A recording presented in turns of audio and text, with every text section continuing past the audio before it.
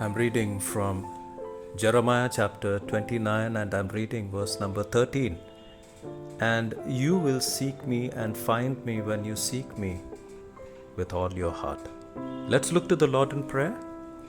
Father in heaven, we are gathered here to meditate on your word and to hear from you, because when you speak, it brings joy to our heart, and we relish and we cherish these moments which you have offered. Lord, bless every person who is listening to this message. Speak to their very heart, O Lord, including mine. Therefore, Holy Spirit, rest upon us. Holy Spirit, guide us. Holy Spirit, possess us. In the name of Jesus we pray. Amen. Well, in my spiritual life, in the past few months, probably I can say about, for the past 7-8 months I had been praying, Lord, every day I've been praying, Lord Jesus, help me see you. I wanted to see you. But then throughout the day, as the day gets busy, I forget about what I had prayed for. And that's where I think where my mind was. Did I really seek God? If I really wanted to see Jesus, did I really seek God? Well, generally this is, the life that we lead, that we are so preoccupied in our life that when we pray and when we step out of our prayer room, we become the people of the world. We get so caught up with our lives. And I was just pondering about the life of David. Well, David was a man of God. It's mentioned that David sought the heart of God. But there is no instance where David encountered an angel or did he see God face to face. But then he sought the heart of God, and he always was joyful. Even in times where he was going through struggles, he looked into the heart of God and he was praising God, he was composing songs. Well, that's the kind of heart which God gives. And I was just trying to figure out who were the ones who really saw God. And there was one such person is mentioned in the Bible, and that is Moses, where God is saying that he is the only person who had been so humble at heart. And God clearly says, I've never seen a person as humble as Moses. And on account of it, he could see God face to face. I also was trying to ponder on Samuel, the life of Samuel. Now, Samuel stayed near to the Holy of Holies, and he heard the voice of God 3 times. That means when you are leading a holy life, you will hear God. And see, as far as holiness is concerned, God gives holiness to the people who cannot live without holiness, those who crave for holiness. And one thing I have learnt about Samuel as well, that even he did not encounter God face to face, but still he could hear. And that's the world we are living in, dear church. If we have the word of God, and when we meditate, that's where God speaks to us. And he speaks to the people who are willing to hear. See, this is a way to seek God. I sit in the presence of the Lord, and I sit till the time I get the message. I sit that much. Now, say for example, for this message, usually I finish my prayers by around 9 o'clock, but when I started getting messages, it went on till 9:45. And I was so elated that I continued to write what I was getting. See, this is the joy that you find when you are in the presence of the Lord. That is where you seek God. See, when you seek God, there is always a joy in your heart, which you never want to let go. Jesus also mentioned about purity, where Jesus mentions in Matthew chapter 5:8, blessed are the pure in heart, for they shall see God. Now here, purity is not that you stay away from dirty places.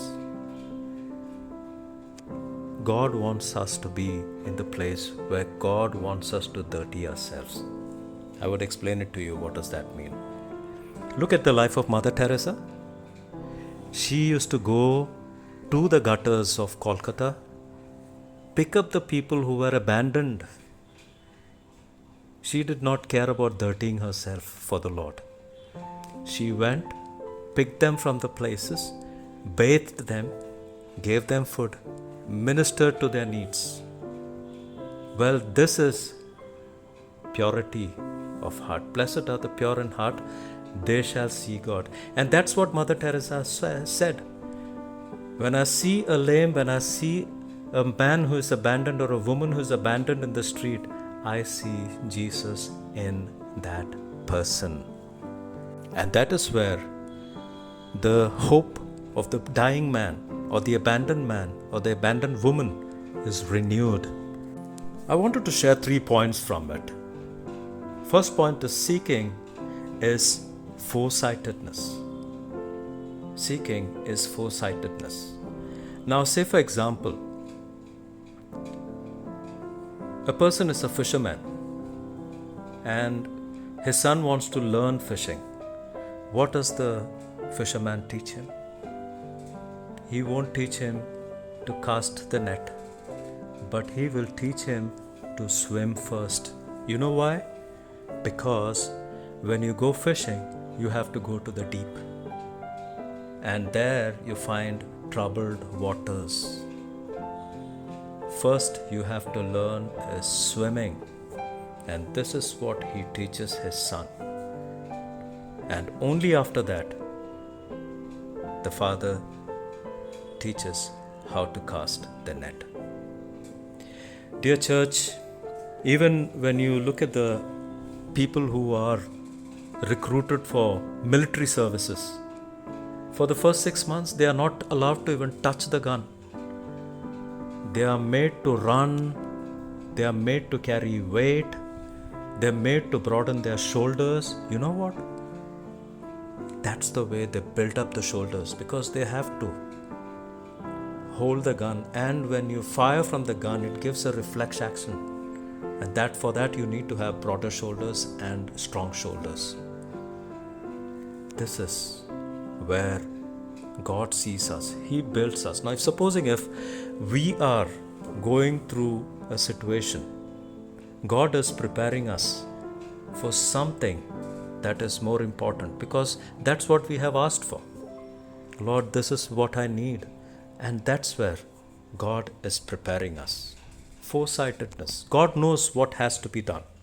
And accordingly, God prepares us for that. And He trains us so that we can be strong enough to handle the plans He has for us. The second point which I wanted to share is seeking is an interest. Now, why I said is, when you're seeking with all your heart, it means that you have to seek till you find. Now, we read about the parable of the woman who was in search of the lost coin. She kept searching till the time she found it. We also read about the shepherd who was in search of the lost sheep, went searching till the time he found it. We seek the presence of the Lord the moment we turn to God. And we turn to God when we know who He is in our lives, how important He becomes in our lives. I often read the daily devotion, and in that I read, it's written by Max Lucado, and it is mentioned like this, that people want God in their heart, but they do not want God to give the whole heart. People want the more of the Holy Spirit, but they do not want the Holy Spirit to have the more of Him. Well, this is generally what happened with me when I was journeying with the Lord. Well, this was long years back. So during that time, I used to compartmentalize my God. I was a lover of cricket, and I used to have a lot of desires to be a good cricketer. But then, things did not work in my favor. So there was always a kind of a void in my heart. Lord, why is it not happening? And I used to keep questioning, Lord, why? And I used to have my desires, and I used to compartmentalize God, give a small portion or small space in my heart for God. And that is where I always found that I was empty in my life. But then, when I learned about the desires that I was chasing for, I realized that even in a long run, I wouldn't find the peace as I find in the presence of God. Because when I started to move into the presence of God, I found the peace and the joy.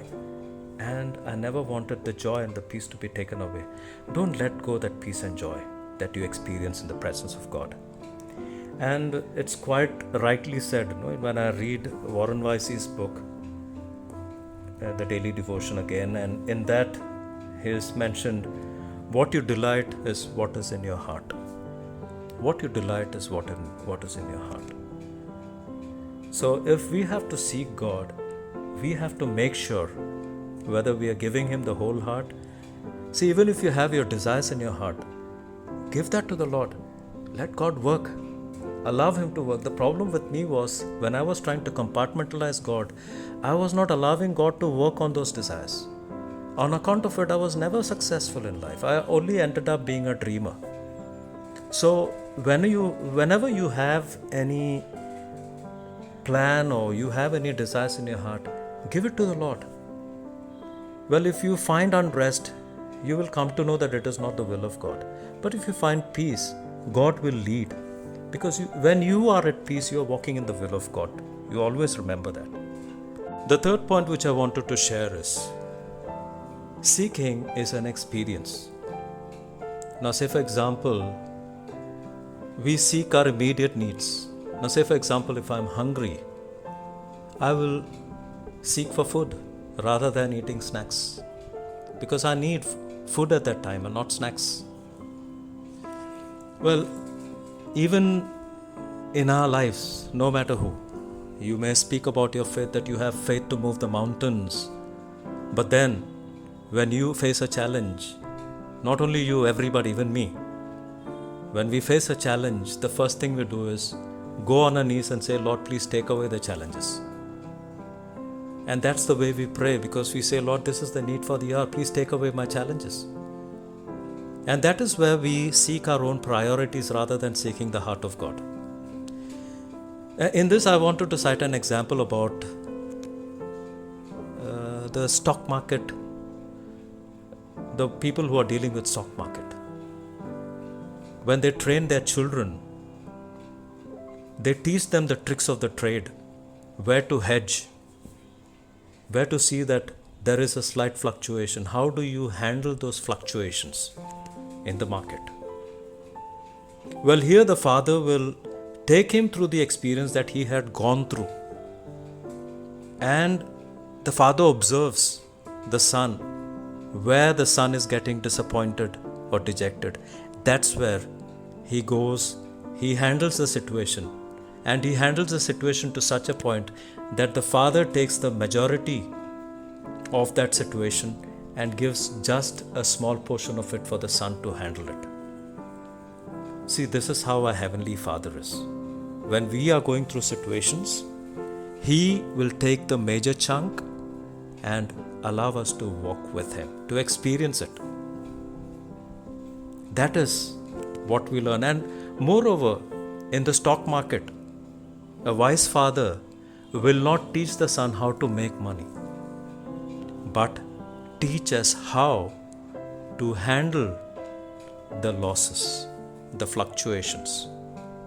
Because if the father teaches how to handle the fluctuations, that is where the child learns what is experience in life. Otherwise, it's easy for them to make money. And then if there is a sudden loss, gone. Well, I was in sales, and every time we had to maintain the graph.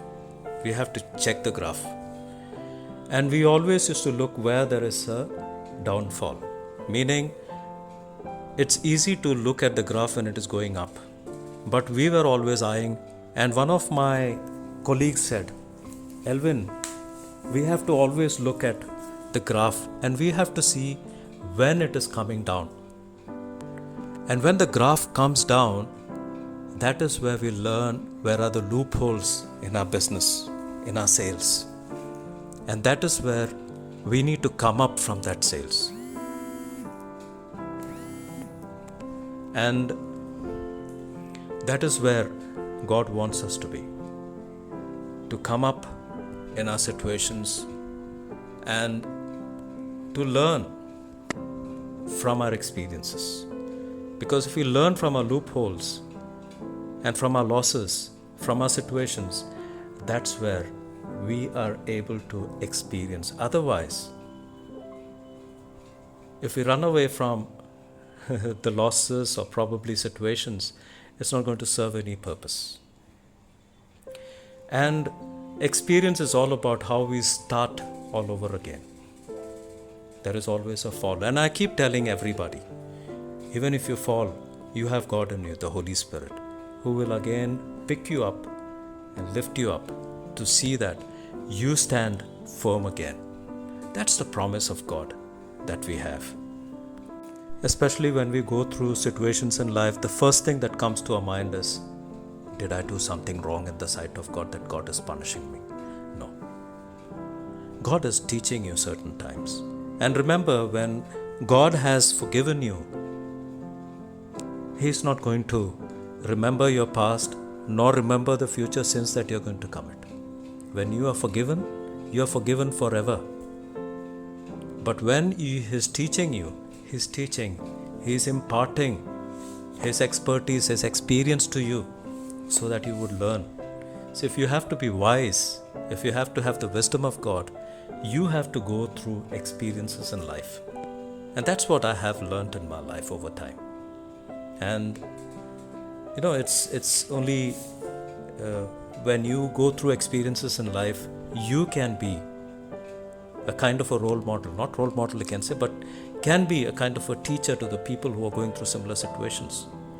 Why do I have answers now? Earlier I had only questions. Why do I have answers? It's because I had gone through all these experiences. People come to me, say, this is the situation I face. I share my experience to them and they are so lit up with joy saying, wow, this is what we also want. I remember sharing my experiences with my cousin sister who is in the US. And I said, Janet, I'm so happy today that I have Jesus in my heart. And she was saying, Elvin, even I want to experience that same joy as you are experiencing. I just told her, turn to the Word of God. Allow God to seek your heart and you will learn to seek God's heart as well. This is how our God is. He wants that joy He wants to share the joy with you. So remember, every time when you go through situations, Satan doesn't want you to be happy. He wants you to be dismayed, disappointed. But always smile in every situation, because that's the joy you find when you start thanking God in every situation. I know it's hard to say, but try it from today. I tried doing it and I find joy. And I want you also to experience the same joy when you face situations. Say, Lord, thank you. Thank you for the situation. I know there is something that I have to learn today. I remember about Mother Teresa, who happened to be in the US, and there was one girl who was so fascinated by the works that Mother Teresa was doing. And that is where this girl said, I want to seek the Lord. Can I join your charity mission in Kolkata? And to this, Mother Teresa replied, you don't need to come all the way to Kolkata. You find your Kolkata in the US. Dear church, seeking the Lord with all your heart is to be the hands and legs for Jesus Christ and the mouth to preach about Jesus. And when you have that heart to seek the Lord, you will automatically do such things. You will automatically get into that path where God wants you to be. I'm telling you, I had a lot of ambition in life. I wanted to be someone, looking at certain people, I said, okay, I also want to be like him.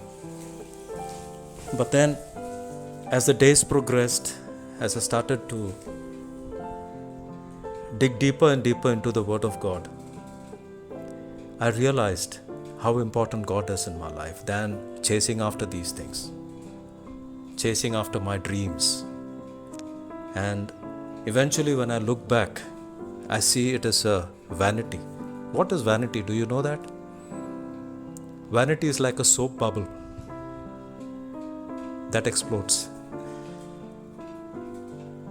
So is our chasing after the dreams. Eventually we know it is vanity. When I look back at my life today, and I know how much time I devoted in playing cricket,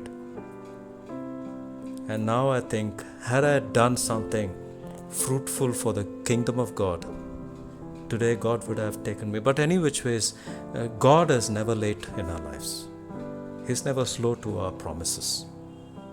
God knows, and God chose me at that point when He wanted me to be. See, if you look at the life of Jesus as well, He started the ministry at the age of 30 and He finished it at the age of 33. So there would be questions being raised as, what was Jesus doing during that time? Well, we should try to understand it was the preparation time that God was preparing Jesus so that He would start His ministry. His ministry lasted for only 3 years, but still it was fruitful. That was enough. Well, that is God's plan. When God chooses you, don't think about the past that you missed certain things that could have been very useful. God chooses you at the right time. But when you have the heart to seek the Lord, that is where your journey starts with the Lord. Don't miss that. Dear church, this is what I experienced, and I want to share this experience with you. Don't run after things of the world. It's not going to do any good to you, because you're not going to take these things with you in heaven. But see what is needed for you to take with you in heaven. Tomorrow, if God calls you, in your baggage, what all will you carry with you? Are you going to carry your gold and silver, your car or your house with it? No. It's only your soul that is going. You go naked up. Your spirit has no clothes, nothing. You just go with your soul, and how well your soul is nourished, so is your strength to stand in front of God. Dear church, we look at the life of Job as well. Now, when we read at the beginning of the chapter, we come to understand that Job was blameless and righteous. He worshipped God every time. And he also had an altar where he used to offer sacrifices to God. And as we read through, we come to understand that when calamity strikes, he is so quiet and he keeps questioning why such a disaster happened in his life. Whereas his friends accuse, saying that he has sinned, and on account of it he is struggling and he is suffering because of the sin, and all the calamities has come as it has come on account of sin. But we read, as we come towards the end of the book of Job, we come to understand that God is speaking to Job. That means in our suffering, God speaks to us as well. Dear church, and that's where we read how God started to speak to him, and eventually he was blessed. How that suffering and that disaster turned into a blessing in the end we come. It's a happy ending for Job. Dear church, that is what I would like to share with you today, is about when you seek God, when you desire to seek God, give your everything to the Lord. God wants your brokenness. God wants your weaknesses, your failures, and give your everything to the Lord when you are seeking the Lord. Because I remember I said that I try to compartmentalize God.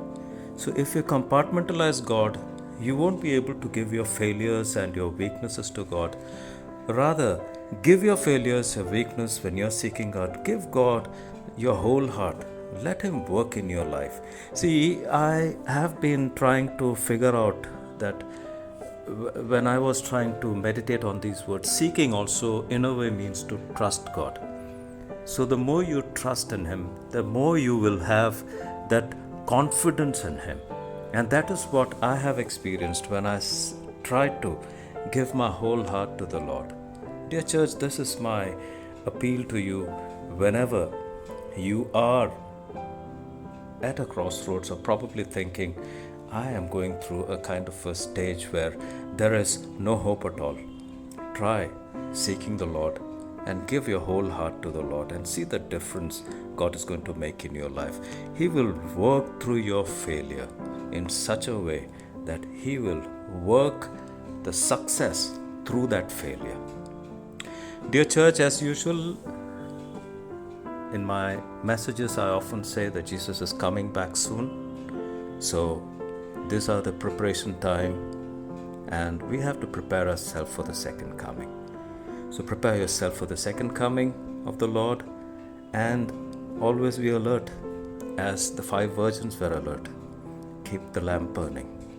God bless you all. Love you all. Have a wonderful Christ-centered week. In Jesus' name, Amen.